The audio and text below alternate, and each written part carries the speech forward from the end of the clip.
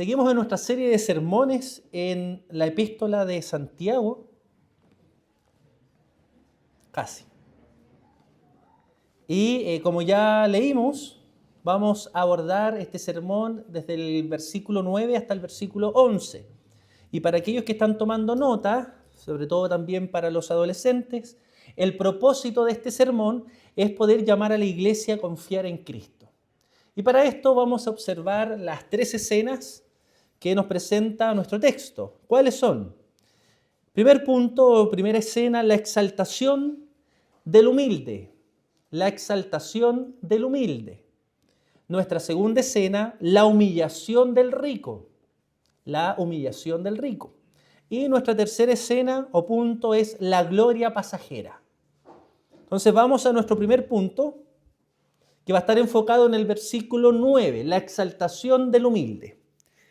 En nuestra primera escena, vemos que Santiago llama hermano al creyente que es humilde, refiriéndose a que es pobre. Y esto ya es impactante, porque en la iglesia primitiva, a los creyentes más humildes no se les apreciaba tanto.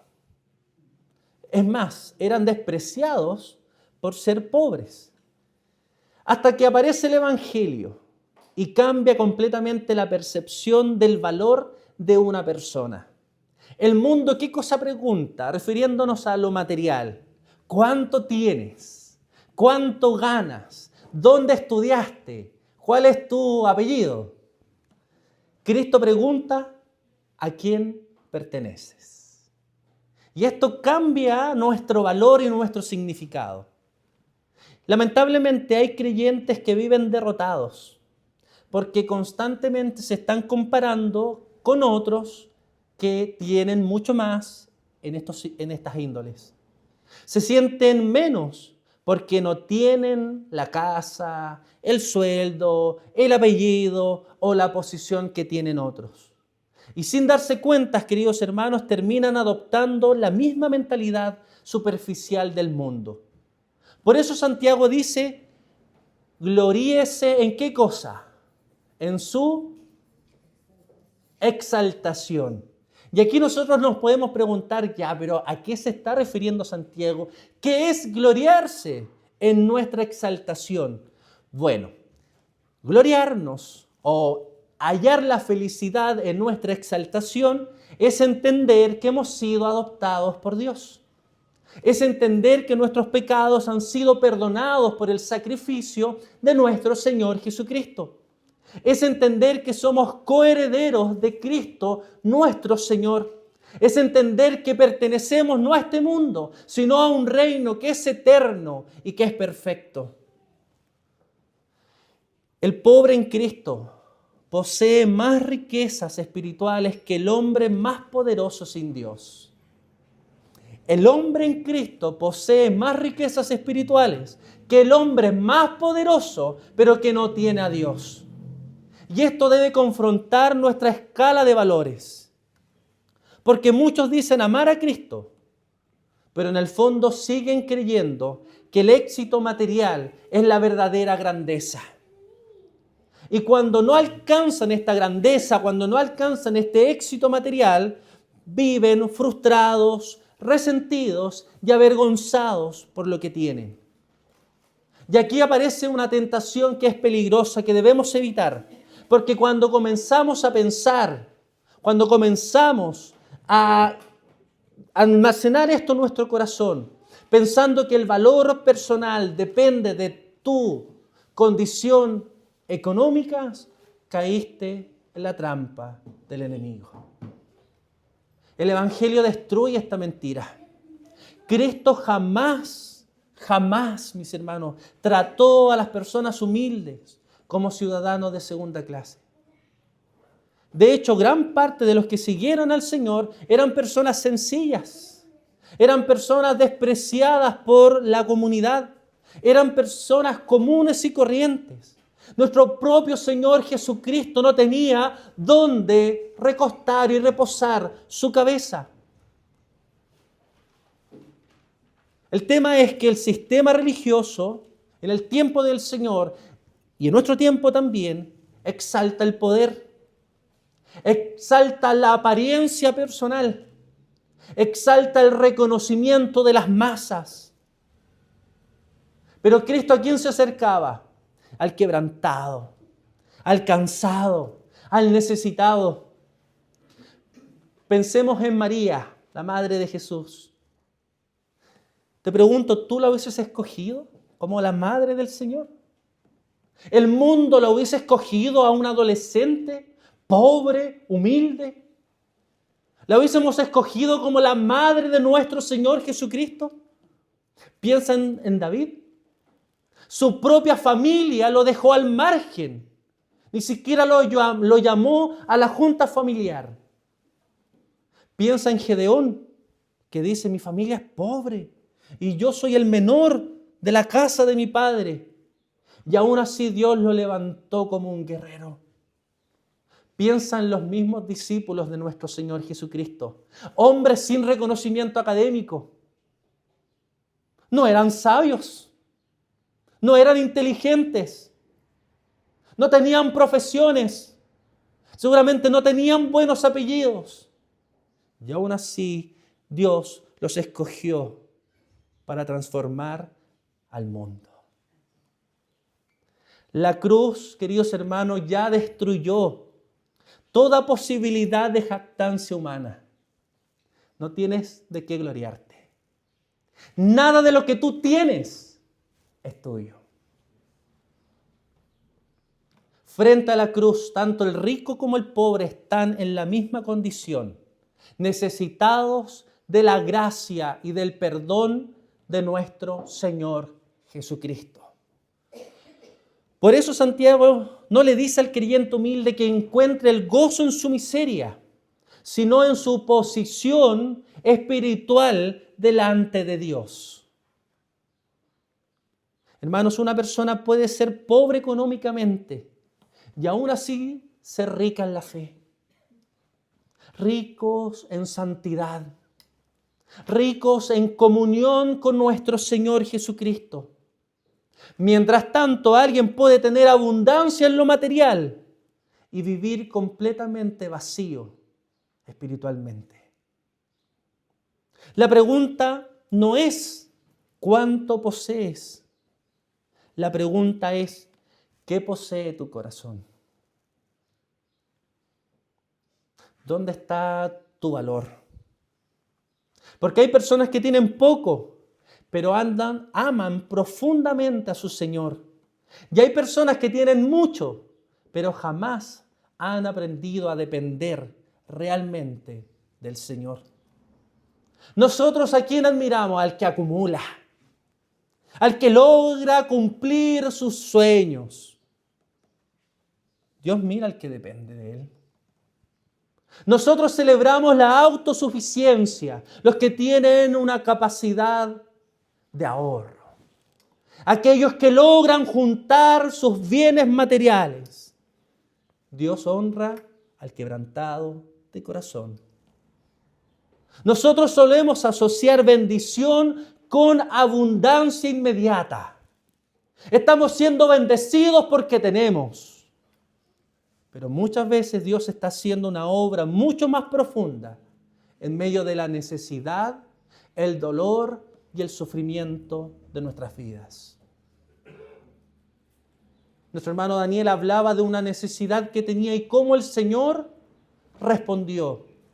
Y sabe que durante la semana, en esta página que habla de las iglesias que son perseguidas, puertas abiertas, contaban la historia de una mujer que se sentó a la mesa con sus 2 hijos, sin tener nada, mis hermanos, que comer. Nada. Y aún así se sentó con sus hijos para dar gracias a Dios. Porque las gracias a Dios no es dependiendo de nuestras circunstancias.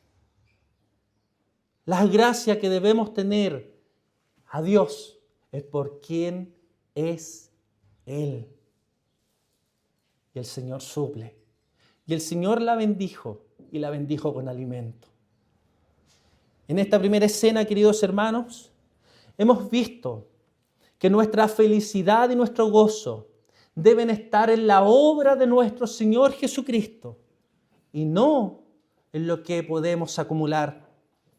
Nuestra felicidad y nuestro gozo deben estar en lo que Él nos entrega. ¿Y qué cosa nos entrega? Salvación. Por eso ahora somos invitados a observar otro escenario, la humillación del rico.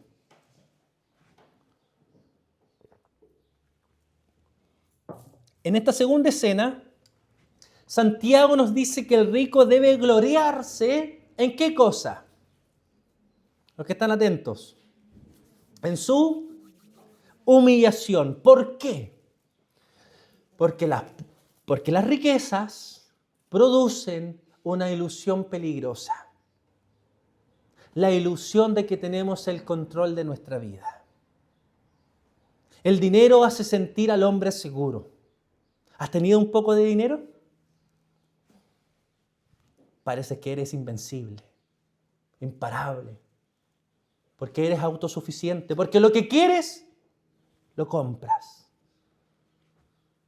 El dinero hace sentir al hombre seguro de sí mismo, seguro del mañana, porque tiene su futuro asegurado, seguro de sus capacidades, porque a través de sus capacidades está obteniendo riquezas.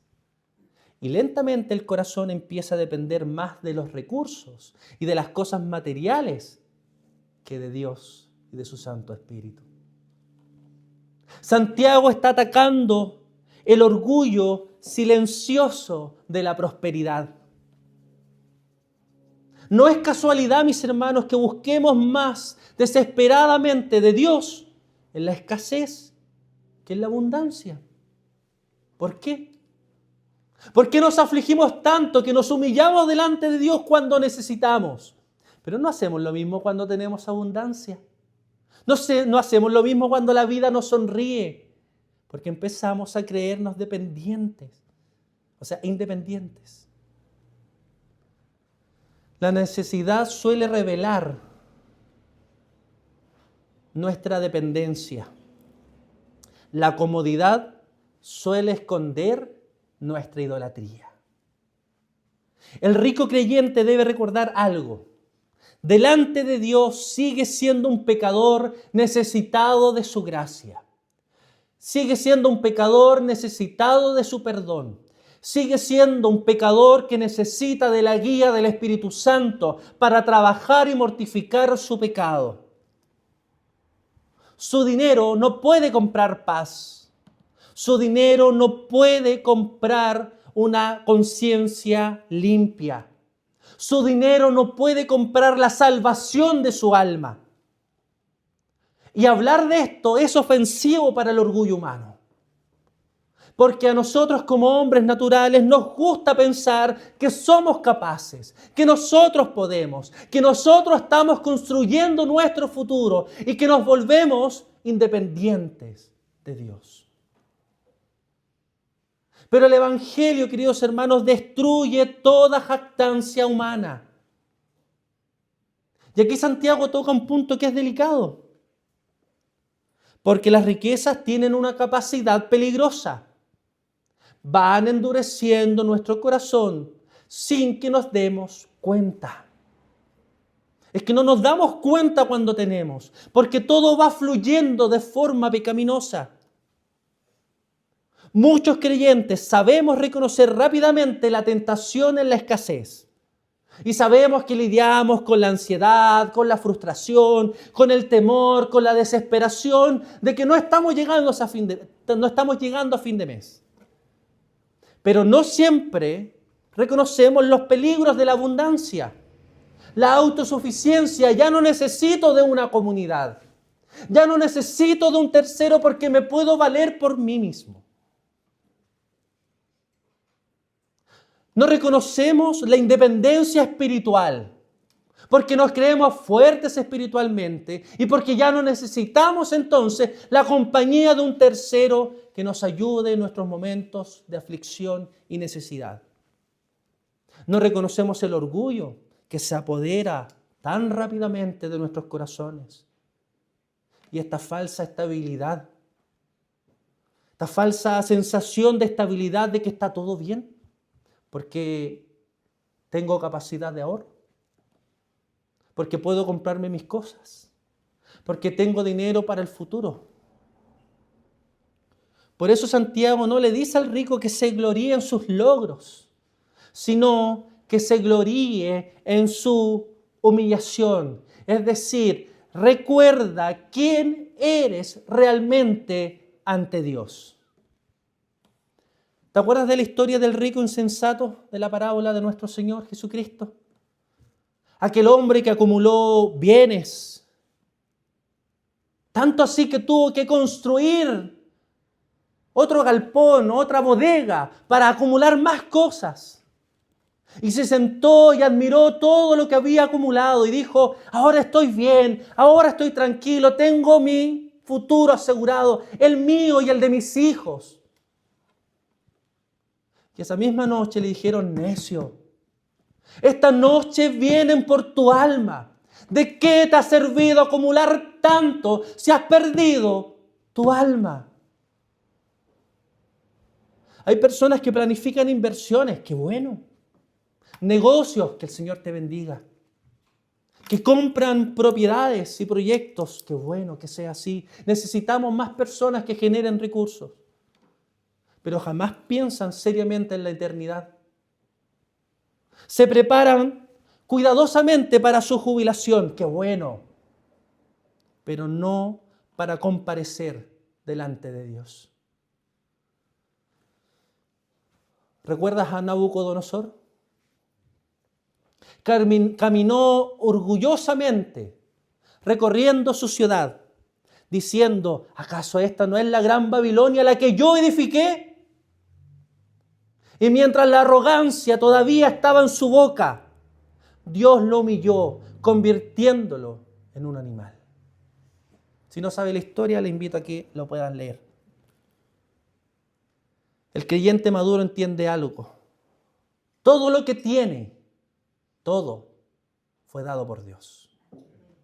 Su inteligencia fue dada por Dios. Su capacidad fue dada por Dios. Sus oportunidades fueron dadas por Dios. Su salud fue dada por Dios. Y en cualquier momento, todo eso puede desaparecer. Y aún así, el Señor sigue siendo bueno, sigue siendo justo, sigue siendo digno de recibir toda honra y toda gloria. No estoy diciendo, mis hermanos, que las riquezas sean inherentemente malas. La Escritura incluso habla de hombres piadosos con muchos recursos como Abraham, como Job. El problema no es que tú tengas cosas. El problema no es que tú tengas dinero. El problema no es que tú pienses en tu futuro. El problema es cuando todas estas cosas terminan poseyendo tu corazón. Porque una persona puede tener dinero sin amar el dinero. Y otra puede tener muy poco, pero vivir obsesionada con él. El verdadero examen está en el corazón. Pero lo que está haciendo aquí Santiago es confrontando a ese creyente rico para que no encuentre su identidad en la prosperidad que pueda tener. Porque es muy fácil comenzar a medir el valor espiritual según el éxito material. Y esto nosotros lo vemos incluso en las supuestas iglesias. En donde si tú tienes es porque estás sembrando, es porque estás cerca del Señor, porque el Señor no puede tratar con un pobre, porque el Señor no trata con aquellas personas que tienen necesidades. El Señor trata con aquellas personas que tienen éxito, que son prosperadas, que tienen bendiciones, que tienen cosas materiales. Y ese es el discurso que se le da hoy día a la iglesia.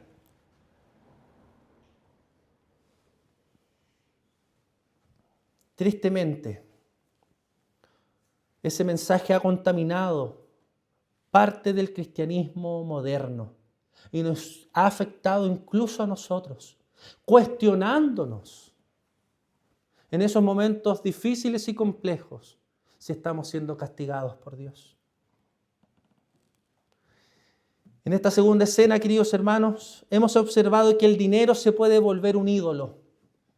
Por tanto, se debe trabajar la humildad y el reconocimiento de que nada podemos hacer sin nuestro Dios.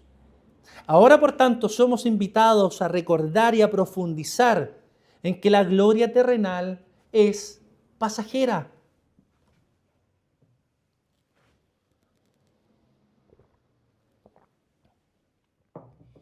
En nuestra tercera escena, Santiago nos abre un poco los ojos y nos muestra la fragilidad de la vida humana. Y ocupa una imagen sencilla, pero que es completamente devastadora cuando uno la entiende. Y nos presenta que la vida es como la flor del campo. ¿Y cómo es la flor del campo? Bueno, es hermosa por un momento.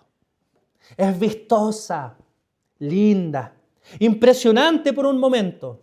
Pero cuando llega el sol abrasador, la flor se seca y desaparece. Así es la vida humana. Santiago quiere arrancar la falsa sensación de permanencia que domina el corazón humano. Porque uno de los mayores engaños del pecado es hacernos vivir como si esta vida fuera eterna. ¿Nos cuesta imaginar que esta vida es pasajera? Nos cuesta vislumbrar que nuestra vida eterna no es acá, sino en el reino de nuestro Señor Jesucristo. Es por eso, mis hermanos, que no oramos que el Señor venga. Yo pregunto, ¿de verdad queremos que el Señor venga? Pero sinceramente, mis hermanos, teológicamente sí, queremos que Él venga para que se acabe el dolor, el sufrimiento. Pero en nuestro día a día, ¿realmente estamos deseando que Él venga? Eso nos hace ver que pensamos que esta vida es más eterna de lo que es. El hombre construye, acumula, planea y corre detrás de cosas temporales, creyendo que siempre tendrá tiempo. Pero Santiago nos dice, no se equivoquen, la flor se cae y cae rápido, se marchita rápido. La belleza dura solo un momento. La juventud parece eterna hasta que te comienzan a doler las rodillas y la espalda. Amén. La salud parece firme hasta que falla. La fuerza parece estable hasta que desaparece y no somos capaces ni siquiera de pararnos. La riqueza parece segura hasta que se pierde. Todo lo terrenal tiene fecha de caducidad. Todo se vence, todo se rompe, todo se daña, incluso nosotros. Y esta verdad incomoda profundamente el corazón y la percepción de nosotros como cristianos modernos. Porque vivimos en una cultura obsesionada con evitar cualquier pensamiento sobre la muerte y sobre la fragilidad, porque somos campeones. Por eso Santiago habla de algo que muchos quieren evitar, que todo en esta vida se marchita. Piensa en los grandes imperios en la historia. Egipto parecía invencible. Babilonia parecía eterna. Roma parecía indestructible. ¿Dónde están? Piensa en los hombres poderosos que dominaron las naciones en la historia. Sus nombres causaban temor y en algunos admiración. Pero hoy muchos de ellos son apenas una línea en un libro de historia. La gloria humana siempre termina cayendo. Y Santiago quiere que la iglesia recuerde esto, porque el corazón fácilmente se aferra a las cosas temporales, a las cosas banales, terrenales. Por eso el texto no dice simplemente que las riquezas pasan, sino que el rico se marchitará en todas sus empresas. Y esta es una imagen sumamente fuerte, mis hermanos. Aquello que el hombre construyó con tanto orgullo, aquello por lo cual sacrificó tiempo, familia, devoción y hasta la obediencia a Dios, terminará desapareciendo. Yo te pregunto, ¿vale la pena? ¿Vale la pena dejar al Señor? ¿Vale la pena que trabajes tanto y abandones a tu familia? ¿Vale la pena tanto trabajo para no gozarte en las bendiciones de tu Dios? Esto confronta directamente nuestro concepto de éxito. Porque hay personas que viven para producir, para avanzar, para acumular, pero jamás se preguntan, ¿qué queda delante de Dios? ¿Qué es lo que a Dios le importa realmente?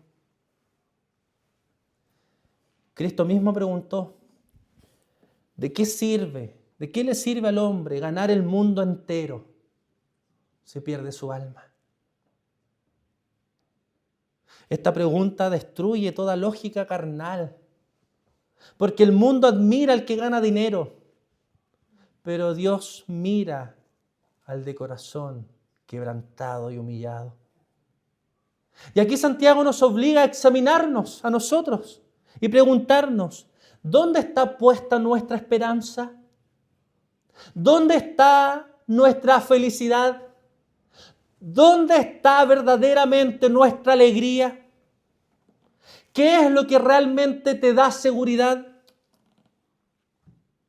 ¿Qué perderíamos y sentiríamos que nuestra vida ya no tiene sentido?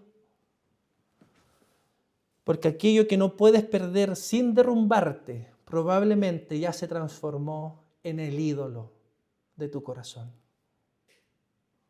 Muchos viven construyendo castillos de arena, creyendo que son eternos. Pero llega el sol abrasador y todos los castillos se caen. Piensa en Salomón. ¿Te sabes la historia de Salomón? Un hombre que tuvo riquezas como tú nunca la vas a tener. Un hombre que tuvo sabiduría como tú nunca la vas a tener. Un hombre que tuvo poder, reconocimiento, placeres, en medida de que jamás, mis hermanos, podremos ni siquiera acercarnos a todo lo que él vivió. Y aún así, cuando reflexiona en Eclesiastés, dice una frase que es dolorosa. Vanidad de vanidades. Todo es vanidad. ¿Por qué? Porque descubrió que nada terrenal puede llenar verdaderamente el corazón del hombre. Nada. Ni tus bienes, ni tu fama, ni el éxito que logres alcanzar, ni el reconocimiento de las masas, ni el tener una gran familia. Nada de esto te puede llenar verdaderamente.